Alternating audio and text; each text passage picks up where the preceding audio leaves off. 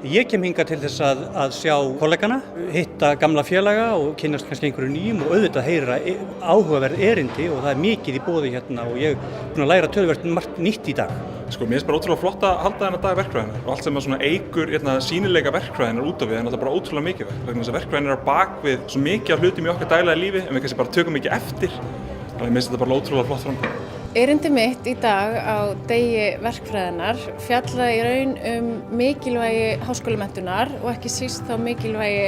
verkfræðimenntunar og ég minntist á það svona til gamans að verkfræðititillinn sjálfur er nánast eins og að vera með diplómatapassa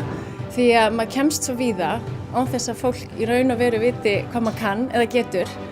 Mér finnst bara mikilvægt fyrir mig sem framtíða verkfræðing að sjá svona hvað er gangi í kringum mig og kynnast aðeins þessum verkfræðafélögum sem eru að kynna sig hér, hvað þau eru að gera og bara hver framtíð verkfræðin er.